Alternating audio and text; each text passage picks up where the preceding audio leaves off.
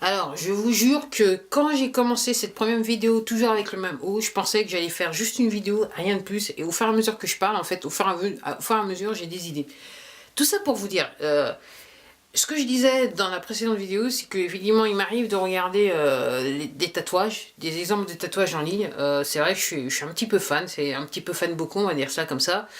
Je dirais que je dois admettre que si ça ne tenait qu'à moi et si j'avais les finances, je pense que je serais quasiment entièrement tatoué. Ça, j'en suis sûr. Bon, et c'est peut-être bien, ok.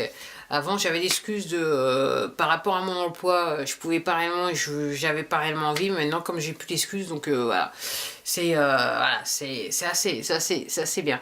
Mais ce que en regardant les tatouages en ligne et en parlant dans ma dernière vidéo de scarification à cause des boutons et patati et patata, j'ai réalisé en regardant différents trucs et surtout en allant sur Instagram que il y a des gens qui ont des cicatrices, des scarifications, mais alors celles qui sont infligées par rapport à des gens qui se coupent le bras et effectivement qui essayent de cacher après les différentes cicatrices avec un tatouage. Mais il y en a un qui m'a... Mais j'avoue qu'il y a des séries... Enfin, quand je dis il y a des séries de tatouages qui m'ont un petit peu... qui m'ont un petit peu étonnée et surtout séduite. Alors, par la beauté du tatouage et par l'idée derrière. Je me souviens avoir vu quelqu'un qui a dû... Alors... par rapport à la cicatrisation, j'ai tendance à penser que c'est quelqu'un qui a dû être dans un... en fait, en gros, le mot m'arrive en anglais mais pas en français.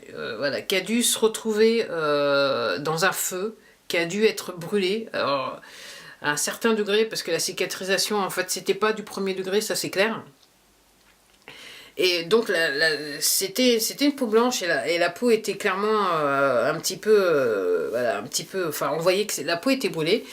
Et la bonne idée était quelque part, je dis une bonne idée parce que honnêtement, c'était réellement beau à voir, c'était réellement séduisant à voir. Pour moi, autant que je me souviens, la partie de la peau qui avait été brûlée était sous le bras. Et en fait, le tatoueur avait fait un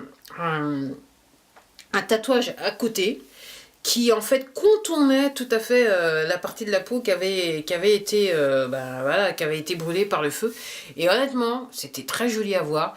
Et là, ce que je suis en train de vous dire, effectivement, scarification et tatouage, j'ai compris que en fait ça allait bien ensemble et ça donne un autre cachet alors je suis pas en train de dire, mon propos c'est pas je suis pas en train de dire que si vous avez une cicatrice sur la peau qu'elle est pas belle, que vous devez absolument vous faire tatouer, c'est pas là mon propos. Mon propos est de dire c'est que voilà, vous partez d'une situation et que entre guillemets vous vous retrouvez dans une autre situation avec l'idée de se faire tatouer et honnêtement c'était très très beau à voir, très très beau à voir, très très beau à voir.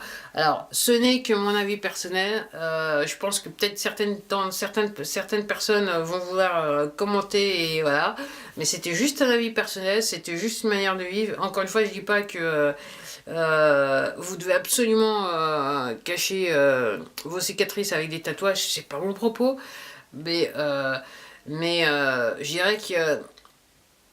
dirais que il est très intéressant que certains individus, ok,